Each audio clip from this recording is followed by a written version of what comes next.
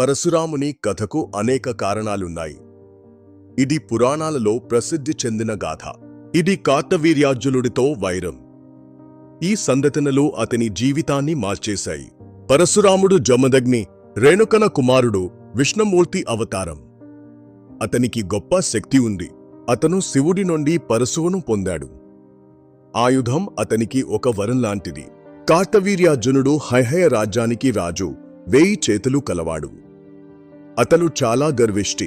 కార్తవీర్యార్జునుడు జమదగ్ని ఆశ్రమానికి వెళ్ళాడు. అక్కడ అతనికి మర్యాదలు జరిగాయి. మహర్షి కామధేనువుతో విందు ఏర్పాటు చేశాడు. ఆ విందులో అందరూ సంతోషించారు. కార్తవీర్యార్జునుడు కామధేనువు కావాలన్నాడు. మహర్షి నిరాకరించాడు. రాజుకు కోపం వచ్చింది. కామధేనువును తీసుకెళ్లడానికి ప్రయత్నించగా అది మాయమైంది. రాజు ఆశ్చర్యపోయాడు. కార్తవీర్యార్జునుడు జమదగ్నిని చంపాడు. ఇది పరశురాముడికి కోపం తెప్పించింది. పరశురాముడు ప్రతీకారం తీర్చుకోవాలనుకున్నాడు. అతను యుద్ధానికి సిద్ధమయ్యాడు. అతను కార్తవీర్యార్జునుడి 1000 చేతులను నరికాడు. అది ఒక భయంకరమైన దృశ్యం. కార్తవీర్యార్జునుడి కొడుకులు రేణుకను హింసించారు.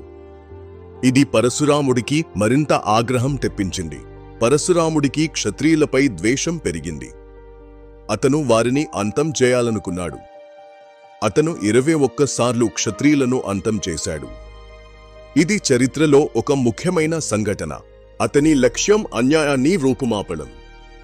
అతను ధర్మం కోసం నిలబడ్డాడు. ఇది పితృభక్తి, ధర్మం, కోపం, ప్రతీకారం కథ. ఇది మనకు ఒక సందేశం ఇస్తుంది. పరశురాముడు తపస్వి జీవితాన్ని గడుపుతాడు, శాంతిని పొందాడు. అతను ఒక ఆదర్శంగా నిలిచాడు.